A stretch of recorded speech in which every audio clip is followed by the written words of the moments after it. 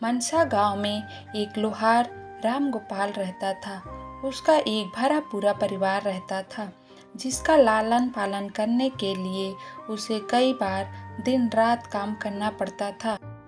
रोज की तरह आज भी काम पर जाने से पहले राम गोपाल ने अपना खाने का डिब्बा बांधने के लिए अपनी पत्नी से कहा।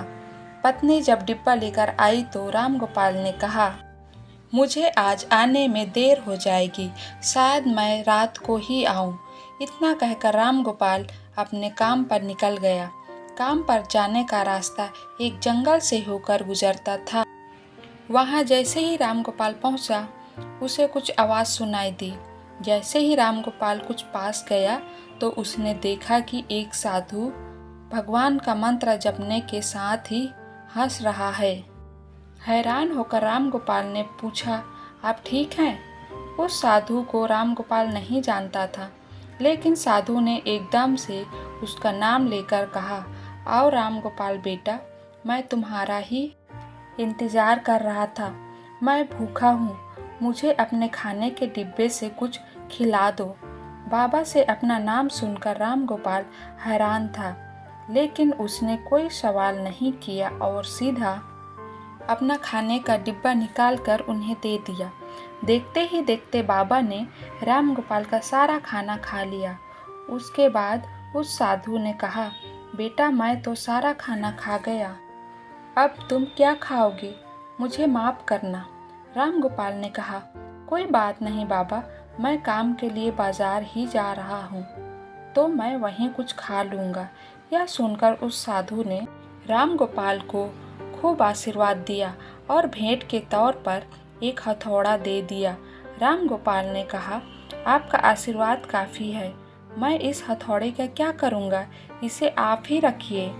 साधु ने जवाब देते हुए कहा, बेटा यह मामूली हथौड़ा नहीं है, यह जादुई हथौड़ा है जो मेरे गुरु ने मुझे दिया था और अब मैं तुझे दे रहा हूँ, क्योंकि तुम्हारा दिल साफ है। इसका इस्तेमाल अच्छे कामों के लिए ही करना और किसी दूसरे के हाथ में इसे कभी मत देना। इतना कहकर वह बाबा वहाँ से अदृश्य हो गए। राम गोपाल अपने हाथों में हथौड़ा लेकर बाजार काम करने के लिए चला गया। औजार बनाने से पहले उसके दिमाग में आया कि आज इसी हथौड़े से लोहा पीटता हूँ। जैसे ही उसने लोहे पर हथौड़े से चोट मारी, वो सीधा औजार बन गया। दूसरे चोट में लोहे का बर्तन बन गए। राम गोपाल समझ गया कि यह सही में जादुई हथौड़ा है। वो जो बनाने की सोच के साथ लोहे पर चोट मारता, लोहा सीधा वही बन जाता।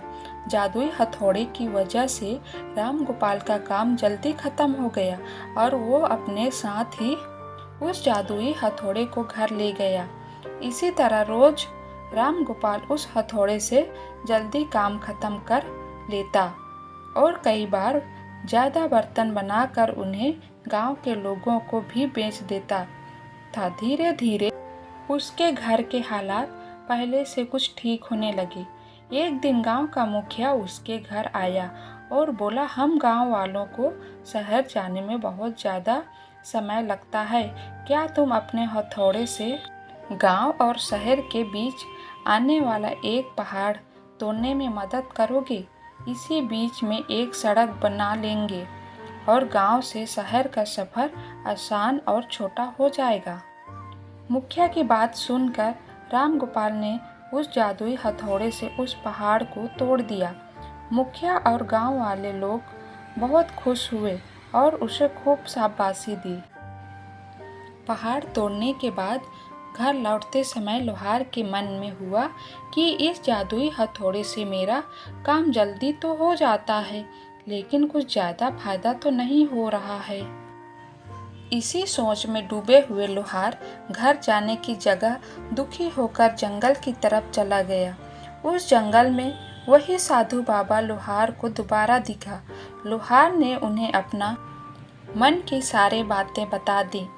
साधु ने कहा, इसका उपयोग सिर्फ औजार और बर्तन बनाने व पहाड़ तोड़ने तक सीमित नहीं है।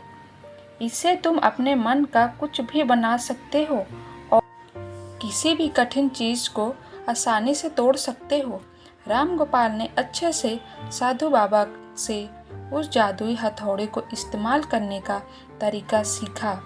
उसके बाद राम गोपाल ने बहुत धन कमाया। आज राम गोपाल एक अमीर आदमी बन गया है। अभी भी वो जब भी ज़रूरत महसूस होती है उस जादुई हथौड़े का इस्तेमाल कर लेता है।